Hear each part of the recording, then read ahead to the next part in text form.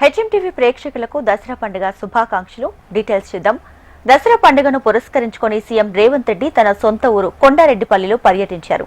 హైదరాబాద్ నుంచి హెలికాప్టర్లో కొండారెడ్డిపల్లికి చేరుకున్న సీఎం రేవంత్ రెడ్డికి పూల వర్షంతో ఘన స్వాగతం పలికారు గ్రామస్తులు. స్థానికంగా ఉన్న ఆంజనేయ స్వామి దేవస్థానంలో ప్రత్యేక పూజలు చేశారు.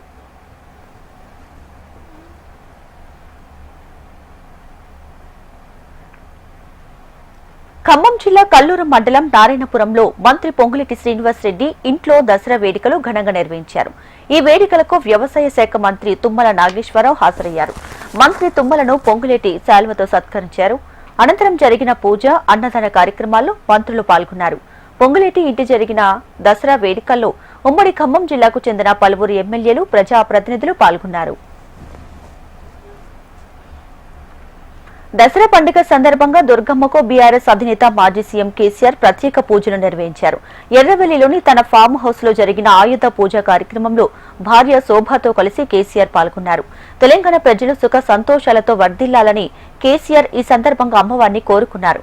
ఈ పూజలో కేటీఆర్ దంపతులతో పాటు కుటుంబ సభ్యులు, సిబ్బంది పాల్గొన్నారు. సిద్దిపేటలోని కోటిలింగాల దేవాలయంలో విజయదశమి వేడుకలు ఘనంగా నిర్వహించారు.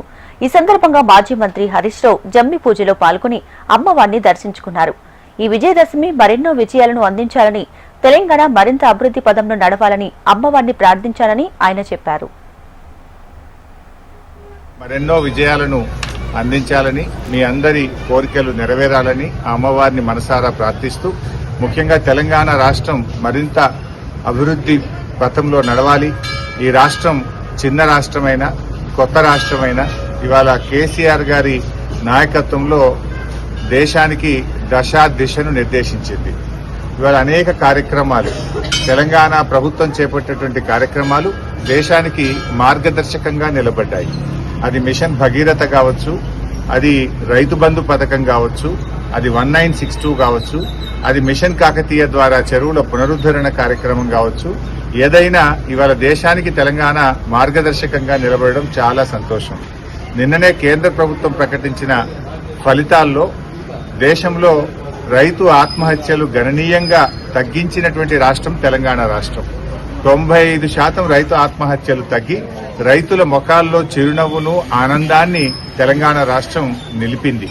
ఇది ఇంకా బాగా ముందుకు సాగాలి, మరింతగా రైతు విజయాలు సాధించాలి, రైతులకు మరిన్ని మంచి కార్యక్రమాలు ప్రభుత్వం జరిపించాలని చెప్పి అమ్మవారిని మనసారా ప్రార్థిస్తూ మరొకసారి రాష్ట్ర ప్రజలందరికీ విజయదశమి శుభాకాంక్షలు. విజయదశమి పర్వదినం సందర్భంగా ప్రజలంతా స్వార్థం, కల్మషాన్ని వీడనాడి ఆయురారోగ్యాలు ఉండాలని కేంద్ర మంత్రి బండి సంజయ్ ఆకాంక్షించారు. కరీంనగర్లోని మహాశక్తి ఆలయంలో ప్రత్యేక పూజలు చేసి సమీ పూజలో పాల్గొన్నారు. భారతదేశాన్ని శక్తివంతమైన దేశంగా తీర్చిదిద్దేందుకు ప్రజలంతా ముందుకు రావాలని బండి సంజయ్ పిలుపునిచ్చారు. ప్రజలు సుభిక్షంగా ఉండాలని చెప్పి స్వార్థాన్ని వీడి, కల్మషాన్ని వీడి ఒకరికొకరు సహకరించుకొని, ఒకరి బాధలు, ఒకరి కష్టాలు భాగం పంచుకొని, అందరూ ఒకరికొకరు సహకరించుకొని ఒక మంచి సమాజ నిర్మాణం కోసం, సమాజం యొక్క సంఘటితం కోసం, దీని ద్వారా భారతదేశాన్ని ఇంకా శక్తివంతమైన దేశంగా ప్రపంచంలో తల్లి భారతమాతను విశ్వగురు స్థానంలో ప్రతిష్ఠించాలని చెప్పి ప్రియతమ ప్రధాని నరేంద్ర మోడీ గారు అయితే కంకణ బద్దులే ముందుకు సాగుతున్నాడో రాజకీయాలకు అతీతంగా వారికి అండగా ఈ దేశ ప్రజలు ఉండాలని చెప్పి ఆ శక్తిని నరేంద్ర మోడీ గారికి ఆ దుర్గమ్మ తల్లి అందించాలని చెప్పి మనస్ఫూర్తిగా తల్లిని వేడుకుంటూ, ఎవరైతే వాళ్ళ కోరికలు కోరినో తల్లిని ఆ కోరికలన్నీ తీర్చాలని చెప్పి దేశ ప్రజలందరూ కూడా వాళ్ళ కష్టాలన్నీ తొలగిపోయి ఒక ప్రశాంతమైన వాతావరణంలో నిత్య జీవితం వారు గడిపే విధంగా ఆ తల్లి ఆశీర్వదించాలని చెప్పి, ఒక్కరి కోసం కాకుండా అందరి కోసం ఒకరికొకరు అన్నిట్లో భాగం పంచుకొని కష్టాల సుఖాల్లో కలిసిమెలిసి జీవించే విధంగా ఒక మంచి సమాజ నిర్మాణం కోసం అందరం కష్టపడి పనిచేయాలని చెప్పి, అటువంటి శక్తిని, ఆలోచనను ఆ తల్లి ప్రతి ఒక్కరికి కల్పించాలని చెప్పి మనస్ఫూర్తిగా అందరూ వేడుకుంటూ,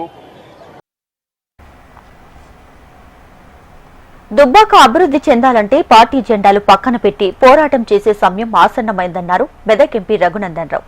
గాంధీ జయంతి సందర్భంగా దుబ్బాక పట్టణంలోని గాంధీ విగ్రహానికి పూలమాలలు వేసి నివాళులు అర్పించారు. దుబ్బాక పట్టణ అభివృద్ధి కోసం స్థానిక ప్రజాప్రతినిధులు జోక్యం చేసుకోకపోవడం పట్ల బాధను వ్యక్తం చేశారు ఎంపీ రఘునందన్ రావు. దుబ్బాక పట్టణ అభివృద్ధి విషయం లోపల గత కొంతకాలంగా నిర్లిప్త వాతావరణం ఏర్పడడం అనేది బాధాకరమైనటువంటి విషయం. స్థానికంగా ఉన్నటువంటి ప్రజాప్రతినిధులు ఈ విషయం లోపల జోక్యం తీసుకొని దుబ్బాక పట్టణ అభివృద్ధి విషయం లోపల, దుబ్బాక నియోజకవర్గ అభివృద్ధి విషయం లోపల పార్టీలకు అతీతంగా కొట్లాడితే తప్ప దుబ్బాక అభివృద్ధి జరగదని చెప్పి నేను సంపూర్ణంగా భావిస్తాను.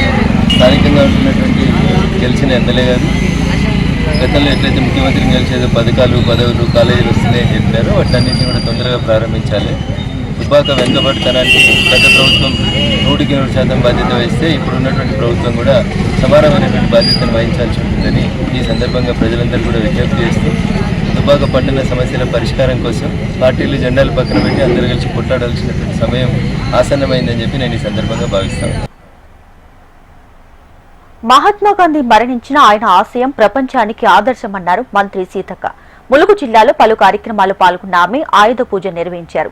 అంతకుముందు మహాత్మా గాంధీ విగ్రహానికి పూలమాలలు వేసి ఘనంగా నివాళులర్పించారు. మన ములుగు జిల్లా నియోజకవర్గ ప్రజలకు, దేశ ప్రజలకు అందరికీ కూడా విజయదశమి శుభాకాంక్షలను తెలియజేస్తూ ఈ విజయదశమి సందర్భంగా మరి గాంధీ గారు ఆనాడు బ్రిటిష్ వారికి వ్యతిరేకంగా పోరాడి గాడ్సే చేతిలో మరణించినప్పటికీ వారి యొక్క ఆశయం ప్రపంచానికి ఆదర్శమని విజయదశమి సందర్భంగా తెలియజేస్తా ఉన్నాం. ప్రపంచంలో మరి శాంతిని మించి ఇంకెక్కడ ఏమీ లేదు. శాంతియుతమైనటువంటి ఉద్యమాల ద్వారా, పోరాటాల ద్వారా ఈ దేశాన్ని పట్టి పీడించినటువంటి బ్రిటిష్ వారి పీడనను పారదోలినటువంటి మహనీయుడు మన మహాత్మా గాంధీ గారు, నెహ్రూ గారు, డాక్టర్ బిఆర్ అంబేద్కర్ గారు, సర్దార్ వల్లభాయ్ పటేల్ గారు, అదేవిధంగా సుభాష్ చంద్రబోస్ గారు, మరి అనేక మంది, భగత్ సింగ్ లాంటి మహనీయులు ఎంతో మంది పోరాడినటువంటి మన చరిత్ర మనందరికి తెలుసు. మరి దేశాన్ని విముక్తి చేయడంలో అత్యంత కీలక పాత్ర వహించి పదవులు, ఆస్తులు ఏమీ ఆశించకుండా నిరాడంబరమైనటువంటి జీవితాన్ని గడిపినటువంటి మహనీయుడి యొక్క ఆశయాలను మనం కొనసాగించేందుకు ప్రతి ఒక్కరూ బూనాలని ఈ సందర్భంగా తెలియజేస్తూ జోహార్ మహాత్మా గాంధీ. తెలంగాణ శాసనసభలో బీసీ రిజర్వేషన్లకు మద్దతు ఇచ్చిన రాజకీయ పార్టీలు కోర్టులో కూడా రిజర్వేషన్లకు మద్దతు తెలుపుతున్నట్లు అఫిడవిట్లు సమర్పించాలన్నారు మంత్రి పొన్నం ప్రభాకర్. బలహీన వర్గాలకు రిజర్వేషన్లు ఎవరికి వ్యతిరేకం కాదని, రాజ్యాంగంలో ఎస్సీ, ఎస్టీ, ఈడబ్ల్యూఎస్ రిజర్వేషన్లకు ఎలాంటి ఇబ్బందులు ఉండవని క్లారిటీ ఇచ్చారు పొన్నం ప్రభాకర్. తెలంగాణ రాష్ట్ర ప్రభుత్వం 42% రిజర్వేషన్లు అమలు చేయడానికి చిత్తశుద్ధితో ఉంది. ఎక్కడ మాకు బేసిజం లేదు. నేను ధన్యవాదాలు చెప్తాను రామచంద్రరావు గారికి. ఇలా భారతీయ జనతా పార్టీ తరఫున ఎవరు కూడా ఎక్కడ కూడా పోరాటం చేయం, బరాబర్గా దీన్ని మద్దతు ఇస్తున్నామని చెప్పారు. టీఆర్ఎస్ నుంచి అటువంటి ప్రకటన రావాలి. శ్రీనివాస్ గౌడ్ ఒకటి మాట్లాడతాడు, జగదీశ్వర్ రెడ్డి ఒకటి మాట్లాడతాడు, ఈటెల రాజేందర్ ఒకటి మాట్లాడతారు, జస్టిస్ ఈశ్వరయ్య ఒకటి మాట్లాడతారు. జ్ఞానం లేవా మీకు? కనీసం అవగాహన లేదా? ఇలా బలహీన వర్గాల సంబంధించి ఒక ప్రయత్నం జరుగుతుంది. ఇంతకంటే బెస్ట్ మెథడ్ చెప్పండి. వీలైతే 55,000 పదవులు ఇలా బలహీన వర్గాలకు రాజకీయంగా ఒక స్థానం అవకాశం వస్తుంటే నోటికాడ ముద్దలు చెడగొట్టే విధంగా మీరే మాట్లాడితే మీరు వివేకం ఉందా, వివేకం లేదా, జ్ఞానం ఉన్నదా, జ్ఞానం లేక మాట్లాడుతారు అర్థం. ఇది చరిత్రలో నిలిచిపోయేటువంటి ఒక ప్రక్రియ. నేను పిటిషనర్ కూడా కొడతాను. దసరా సందర్భంగా శుభాకాంక్షలు సోదర. ఇది ఒక ఎవరికి వ్యతిరేకంగా చట్టంలో, రాజ్యాంగంలో ఉన్నటువంటి ఎస్సీలకు, ఎస్టీలకు, ఈడబ్ల్యూఎస్కి ఎవరికి వ్యతిరేకం కాదు. కుల సర్వే ప్రకారంగా జరిగినటువంటి దాని ప్రకారంగా బలహీన వర్గాలకు రాజకీయంగా స్థానిక సంస్థల్లో ఇచ్చేటువంటి అవకాశం ఈ ప్రభుత్వము. దీనికి కూడా ఎగ్గొట్టే ప్రయత్నం జరగద్దని కోరుతా ఉన్నా. పిటిషనర్ ఉపసంహరించుకొని విజ్ఞప్తి చేస్తా ఉన్నాం. న్యాయస్థానాలకు అతీతంగా బయట. దాని తర్వాత ఇలా రాజకీయ పార్టీలు నిన్న కూడా చెప్తాను. రామచంద్రరావు గారు చెప్పారు మా పార్టీ సపోర్ట్, టీఆర్ఎస్ పార్టీ చెప్తుంది మా పార్టీ సపోర్ట్, బీజేపీతో సహా, సిపిఐతో సహా, ఎంఐఎంతో సహా అందరూ చెప్తా ఉన్నారు. శాసనసభలో మేము బిల్లు పెట్టినప్పుడు కూడా అందరు మద్దతు ఇచ్చినారు. నేను వాళ్ళందరినీ ఈ కేసుల వాళ్ళ పొలిటికల్ పార్టీ పక్షాన ఇంప్లీడ్ అయి మీ పార్టీ సపోర్ట్ ఉందని న్యాయస్థానంకు చెప్పే ప్రయత్నం చేయమని కోరుతా ఉన్నా. అఫిడవిట్ ఇవ్వాలంటే న్యాయపరంగా అఫిడవిట్ మీన్స్ ఇంప్లీడ్ కావాలి.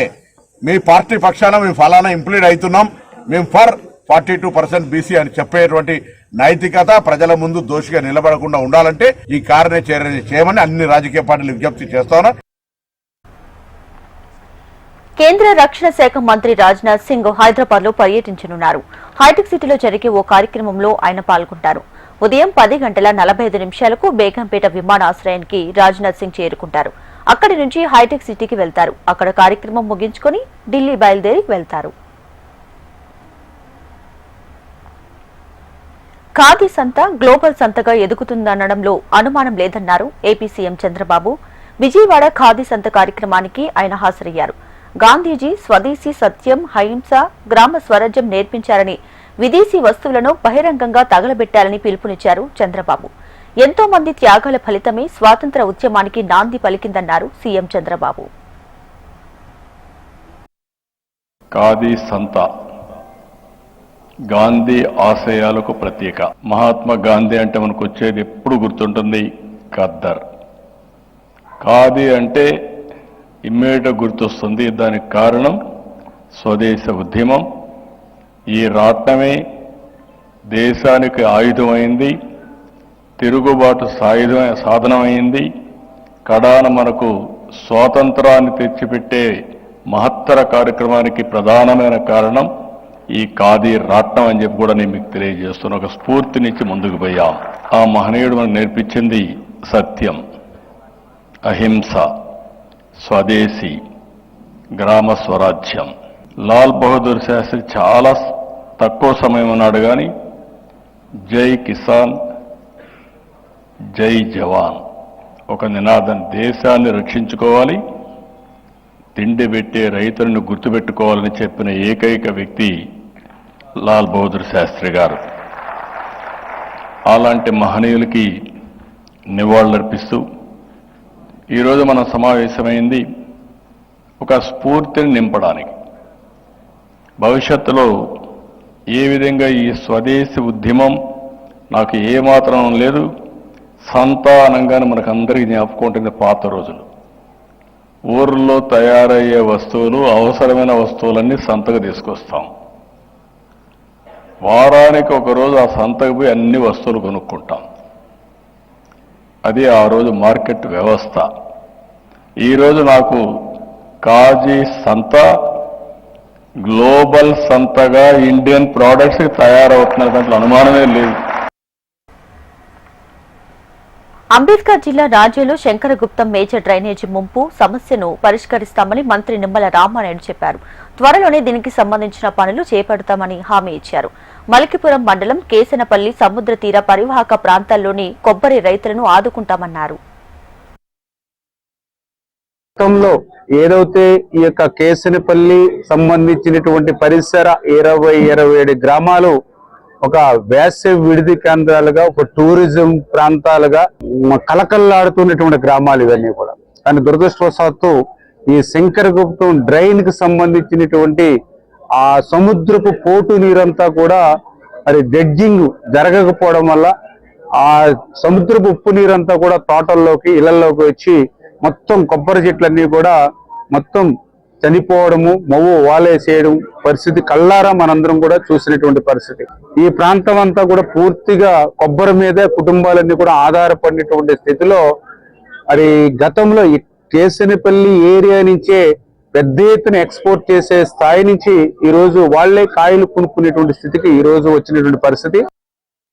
మహారాష్ట్ర నాగ్పూర్లో జరిగిన సమావేశంలో ఆర్ఎస్ఎస్ చీఫ్ మోహన్ భగవత్ కీలక వ్యాఖ్యలు చేశారు. అరాచకత్వం, సామాజిక కల్లోలాలకు పరిష్కారాలను కనుగొనడానికి ప్రపంచం భారతదేశం వైపు చూస్తుందన్నారు. ప్రస్తుత కాలంలో పలు దేశాలు హింసాత్మక తిరుగుబాట్లు, గందరగోళానికి కారణమవుతున్నాయని, కానీ భారత్ ప్రజాస్వామ్య విలువలను పాటిస్తూ బలంగా నిలుస్తుందన్నారు. ప్రజల భాగస్వామ్యంతోనే దేశం మరింత ముందుకు సాగుతుందని భగవత్ స్పష్టం చేశారు. परिस्थितियां ऐसी है, जैसा मैंने कहा, दोनों प्रकार है. सुखदायक रूप बहुत दिखता है, सुख सुविधा बढ़ी, मनुष्य के ज्ञान की, विज्ञान की प्रगति हुई, व्यवस्थाएं आरामदायक बनी, राष्ट्र पास आए, माध्यमों के जरिए भी और आर्थिक लेन देन के जरिए भी. परंतु इस परिवर्तन की, विज्ञान और तकनीकी की गति इतनी ज्यादा है कि मनुष्यों की गति का बदलने की और उसका तालमेल नहीं बैठ रहा है. इसलिए भी मनुष्य जीवन में कई प्रकार की समस्याएं, युद्ध, अन्य छोटे बड़े कलह, ये तो सब चल ही रहे, प्रकृति के उग्र प्रकोप को हम अनुभव कर रहे हैं, लेकिन परिवारों में भी टूटन आ रही है। नागरिक जीवन में बढ़ता हुआ अनाचार अत्याचार दिखाई देता है। इसके शमन के इसके उपाय चलते हैं, प्रयास हुए हैं, परंतु इसका पूर्ण निदान होने में वो असफल हो गए हैं। और उसके ऊपर अस्वस्थता, कलह, हिंसा को बढ़ाते हुए विश्व में सब प्रकार की परंपरा, मांगल्य, संस्कृति, श्रद्धा, इसका संपूर्ण विनाश ही आगे परिवर्तन लाएगा। ऐसी उल्टी विचारधारा, विपरीत विचारधारा और घातक विचारधारा लेकर चलने वाला एक नया पंथ उदय में आया। बहुत पहले आया, आजकल वो भारत में भी अपने हाथ पैर फैलाने की कोशिश कर रहा है। सभी देशों में उसके कारण जो समाज जीवन की अस्त व्यस्त अवस्था हुई है। విదేశీ గడ్డపై రాహుల్ గాంధీ సంచలన వ్యాఖ్యలు చేశారు. కొలంబియా పర్యటనలో ఉన్నటువంటి ఆయన కేంద్ర ప్రభుత్వంపై విమర్శలు చేశారు. బలహీనంగా ఉన్నటువంటి ప్రజలను ఓడించడమే బీజేపీ, ఆర్ఎస్ఎస్ ప్రధాన లక్ష్యమన్నారు. భారత్ లో ఎన్నో మతాలు, కులాలు, సంప్రదాయాలు ఉన్నాయని, ప్రజాస్వామ్య వ్యవస్థ ప్రతి ఒక్కరికి చోటు కల్పిస్తుంది. కానీ ప్రస్తుతం ఈ వ్యవస్థ ముప్పిట దాడిని ఎదుర్కొంటుందని రాహుల్ గాంధీ స్పష్టం చేశారు. And this isn't the nature of the BJP and the RSS. If you noticed a statement of the foreign minister, he said China is much more powerful than us. If China is much more powerful with us, how can I pick a fight with them? Matlab, at the heart of the ideology is cowardice. अगर वो मुझसे कमजोर है तो मैं अपने 5-10 मित्रों के साथ उसको पीट दूंगा, मगर अगर वो आरएसएस वालों से तगड़ा है तो भी भाग जाते हैं। और सावरकर ने अपनी किताब में लिखा है, अगर आपने पढ़ी हो, जो उनकी किताब है उसमें लिखा कि एक दिन उन्होंने और उनके 5-6 मित्रों ने एक मुसलमान व्यक्ति को पीटा और उस दिन उनको बहुत खुशी हुई। तो देखिए, अगर 5 लोग एक आदमी को पीटते हैं और फिर उनमें से किसी एक व्यक्ति को बड़ी खुशी हो रही है, वो कायरता ही है। अगर लड़ना ही है तो एक व्यक्ति से जाके अकेले लड़ लो, मगर नहीं, 5-10 लोग सावरकर जी के साथ एक व्यक्ति को पीटते हैं। तो इनकी आइडियोलॉजी में यह भी है। దేశ స్వాతంత్ర ఉద్యమంలో ఆర్ఎస్ఎస్ పాల్గొందన్న ప్రధాని మాటలను ఎంఐఎం చీఫ్ అసాదుద్దీన్ ఓవైసీ తప్పుపట్టారు. మన ప్రధాని అబద్దం చెబుతారని ప్రపంచమంతా తెలుసన్నారు. స్వాతంత్ర ఉద్యమంలో ఒక్క ఆర్ఎస్ఎస్ సభ్యుడు కూడా ప్రాణాలు కోల్పోలేదని, ఒక్కరన్నా వీరమరణం పొందితే వారి పేరు చెప్పాలన్నారు. ఆర్ఎస్ఎస్ ఏర్పడ్డ తర్వాత దాని సభ్యుల్లో ఒక్కరు కూడా జైలుకు వెళ్లలేదన్నారు. आज वजीर आजम ने कहा अपने तकरीर में कि आरएसएस मुल्क की जंग आजादी में हिस्सा ली। मैं सुन के परेशान हो गया कि ये कहां से ये स्टोरी बना रहे। हमारे वजीर आजम लंबी लंबी छोड़ते अब सारी दुनिया जानती, मगर ये बोलना वजीर आजम का कि आरएसएस मुल्क की आजादी में हिस्सा लिया, तो मेरे को थोड़ा पढ़ने का शौक है। अगर मुझे नहीं मालूम तो जिनके पास इल्म है उनको तंग करता हूं मैं। तो मालूम यह हुआ कि आरएसएस का एक भी आदमी मुल्क की आजादी में अपनी जान नहीं गंवाया, एक भी आदमी। अगर नाम है तो बता दो हमको। आरएसएस का कोई भी आदमी आरएसएस के बनने के बाद जेल को नहीं गया। अब तारीख ये बताती है कि हेगडेवर जो बानी है आरएसएस के, जो आज 100 साल बनाए, आरएसएस बनने से पहले वो कांग्रेस के मेंबर थे और हेगडेवर कांग्रेस के मेंबर होते हुए ये बात, उनकी जो बायोग्राफी लिखी गई, बायोग्राफी लिखने वाले का नाम चंद्रशेखर परमानंद भिशिकर था। तो उस वक्त हेगडेवर ने, जब आरएसएस बनी नहीं थी, वो अंग्रेजों के खिलाफ और एहतजाज किस पे करे, खिलाफत मूवमेंट की ताईद में हेगडेवर थे, समझिए आप। तो खिलाफत मूवमेंट की ताईद में थे, तकरीर करे, पकड़े गए, 1 साल जेल में थे। उसके बाद महात्मा गांधी ने क्या कहा था कि जो कोई भी अंग्रेज उसको गिरफ्तार कर रहे हैं वो वकील नहीं ठहराएगा, मगर हेगडेवर वकील ठहरा लिए। పాక్ ఆక్రమిత కాశ్మీర్లో పాకిస్తాన్ ప్రభుత్వానికి వ్యతిరేకంగా నిరసనకారులు ఉద్యమించారు. ఆందోళనకారులను పాక్ బలగాలు అణచివేసేందుకు ప్రయత్నిస్తున్న క్రమంలో నిరసనలు హింసాత్మకంగా మారాయి. దీంతో పాక్ బలగాలు జరిపిన కాల్పుల్లో 10 మంది పౌరులు మృతి చెందారు. దీనిపై అవామీ యాక్షన్ కమిటీ నేతలు భగ్గుమన్నారు. ఈ నేపథ్యంలో పీఓకేలో మార్కెట్లు, దుకాణాలు, రవాణా ఎక్కడికక్కడ నిలిచిపోయాయి. నిరసనకారులను అడ్డుకోవడానికి వంతెనలపై ఉంచిన పెద్ద పెద్ద కంటైనర్లను ఆందోళనకారులు నదిలో పడేశారు. అయితే ఇది కేవలం ప్లాన్ ఏ మాత్రమే అని, తమ వద్ద వేరే ప్రణాళికలు కూడా ఉన్నాయని ఏఏసీ లీడర్ షౌకత్ నవాజ్ మీర్ పాకిస్తాన్ ప్రభుత్వాన్ని హెచ్చరించారు. యుఎన్లో పాకిస్తాన్ మరోసారి పరువు పోగొట్టుకుంది. మానవ హక్కుల మండలిలో పాక్ కపటత్వాన్ని భారత్ ఎండగట్టింది. పాక్ ఏం చెబుతుందో దానికి పూర్తి వ్యతిరేకంగా పరిస్థితి ఉంటుందని భారత్ పాకిస్తాన్ని విమర్శించింది. మైనార్టీలను వేధించడంలో ఘన చరిత్ర ఉన్న ఆ దేశం మానవ హక్కులపై ఇతరులకు ఉపన్యాసాలు ఇస్తుందని ఎద్దేవా చేసింది. తమ దేశంలోని మైనార్టీలపై చూపుతున్న వివక్షతో పోరాడాలని భారత దౌత్యవేత్త మహమ్మద్ హుస్సేన్ వ్యాఖ్యానించారు. ఇటీవల పాక్ చేసిన దాడిలో భారత మహిళలు, పిల్లలతో కలిపి 23 మంది ప్రాణాలు కోల్పోయారన్నారు. అక్కడి ప్రభుత్వం మైనార్టీలతో ఎలా వ్యవహరిస్తుందో ఈ ఘటన చెబుతుందని న్యూఢిల్లీ పేర్కొంది. మానవ హక్కుల కార్యకర్త ఆరిఫ్ అజాకియా కూడా పాక్ ప్రభుత్వం తీరుపై ఆందోళన వ్యక్తం చేశారు. బలోచిస్తాన్, ఖైబర్ ప్రావిన్సులు సైనిక ఆపరేషన్లకు కేంద్రాలుగా మారిపోయాయని వారు ఆరోపించారు. Mr. Vice President, we find it deeply ironic that a country with one of the world's worst human rights records seeks to lecture others. Their attempt to misuse this forum with fabricated allegations against India only expose their hypocrisy.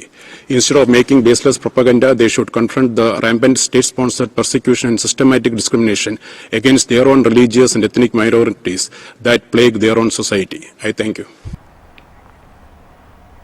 న్యూయార్క్లోని లగాడియాలో విమానాశ్రయంలో 2 delta airlines విమానాలు రన్వేపై ఢీకొన్నాయి. బుధవారం రాత్రి ఈ ఘటన చోటు చేసుకుంది. ప్రమాదం జరిగిన సమయంలో 2 విమానాలు నెమ్మదిగా కదులుతున్నాయి. ఈ ఢీకొన్న ఘటనలో ఒక విమానం రెక్క ఊడిపోయినట్లు సమాచారం. ఈ ఘటనలో ఒకరికి గాయాలైనట్లు తెలుస్తుంది. అయితే ప్రమాదం తర్వాత ఒక విమానం ముందు భాగం తీవ్రంగా దెబ్బతిన్నట్లు కనిపిస్తుంది. ఈ ఘటనకు సంబంధించి పూర్తి వివరాలు ఇంకా తెలియాల్సి ఉంది.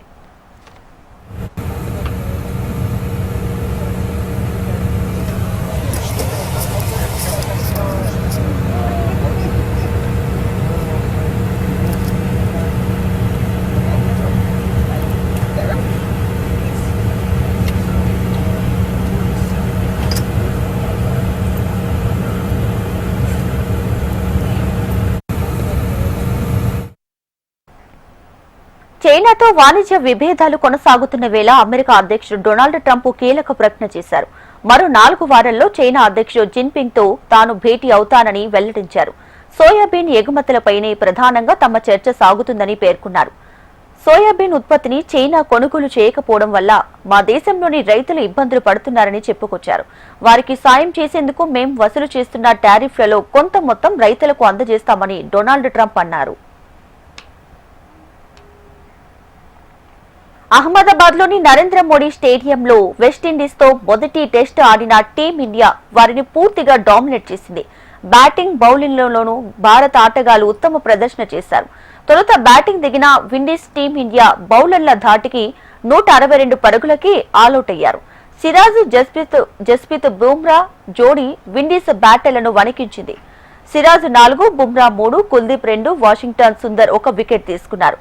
తొలి ఇన్నింగ్స్ లో దిగినటువంటి టీమిండియా తొలి రోజు ఆట ముగిసే సమయానికి 2 వికెట్లు కోల్పోగా 121 పరుగులు చేసింది. కేఎల్ రాహుల్ 114 బంతుల్లో 6 ఫోర్లతో 53 పరుగులు చేసి నాట్అవుట్ గా నిలిచాడు. ఇక రాహుల్ కి ఇది టెస్టులో 20వ హాఫ్ సెంచరీ కావడం విశేషం.